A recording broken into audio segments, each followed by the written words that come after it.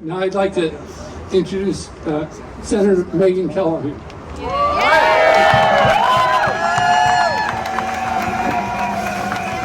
Well, hey, Rhode Island, y'all look beautiful. So glad to see you. There's a sign back there that says silence is complicity. It's actually tattooed on the inside of my arm. I'd show you, but it's 31 degrees out. There's something really disturbing that has been happening in D.C. over the past few weeks. All you beautiful people are here in part to tell our federal delegation that we need to meet the moment with the urgency that it deserves. With the urgency that it deserves. This is our chance to stop Project 2025 and to stop ourselves from being catapulted back into the dark ages on the wings of greed and corruption.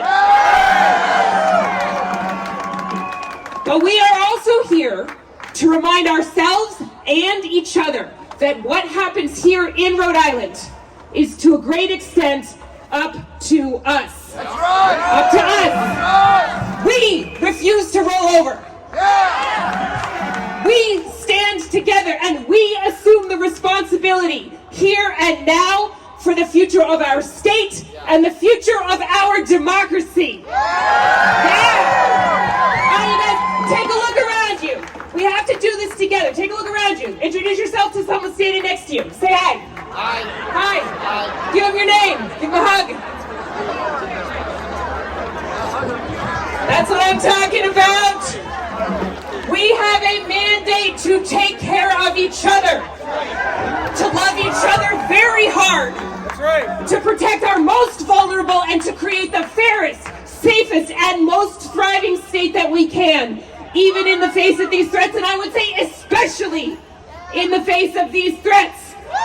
Especially in the face of these threats. We need our federal leaders to do the same thing, and we are communicating to them today in mass that we have their backs every step of the way.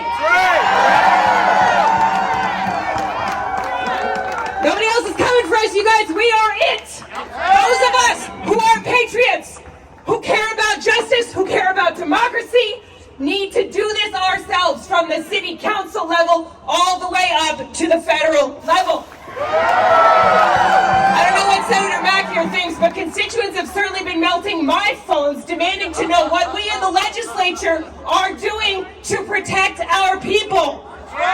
We're doing a lot. One of my answers, we are taking power here at the states, and we are using it to build a future worth having. A future worth having. That means we get up every morning, we roll up our sleeves, we get to it.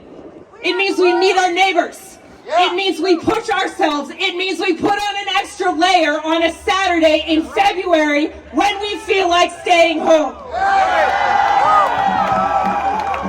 It means we rest, but we do not take refuge in isolation and fear. Isolation drives us further apart. That's what they want. Let's not make their jobs easier.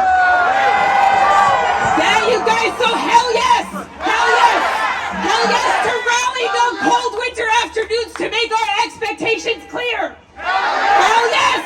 Hell yes to melting every phone necessary until the responses from our elected leaders, including myself and Senator Mack here, is as urgent as the crisis. Hell yes! Hell yes to supporting our capable senators in facing people down in the halls of Congress every day. Can't be easy. Hell yes to organizing in our communities. Hell yes to banging on as many doors as we need to. Hell yes to building the coalitions that keep us safe and healthy and happy. Hell yes! Y'all have already heard a lot today about the threats that Elon Musk poses to our health, our safety, our sanity, our very democracy, our tax returns.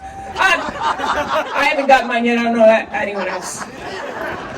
He's promising to roll back every single regulation in the country, close the kinds of programs that Rhode Islanders depend on, and he has put us in danger by throwing federal offices, such as the Federal Aviation Administration, into disarray.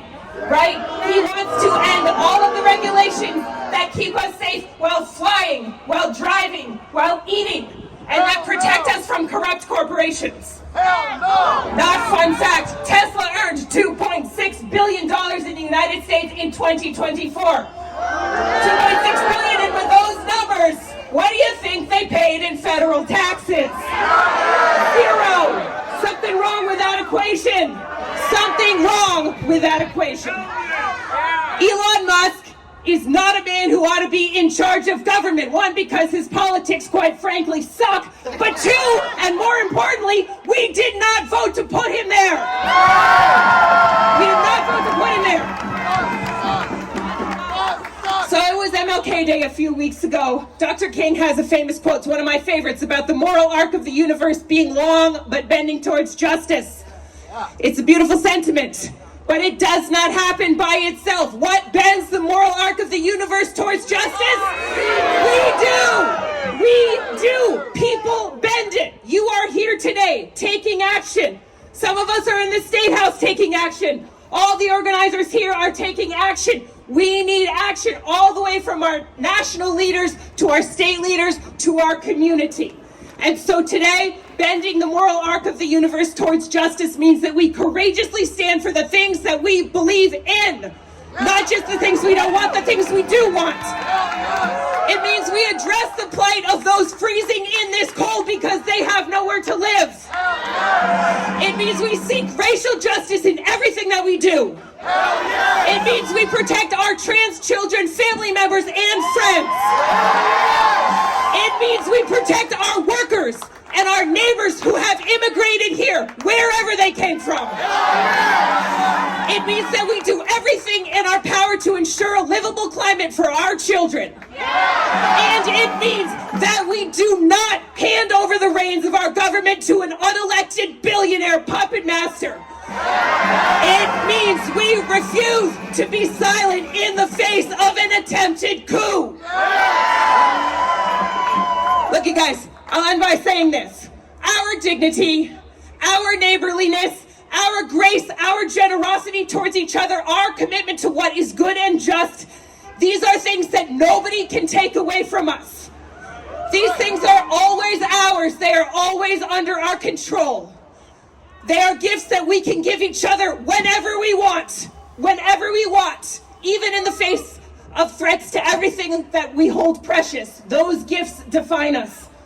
You're beautiful, Rhode Island. Stay strong.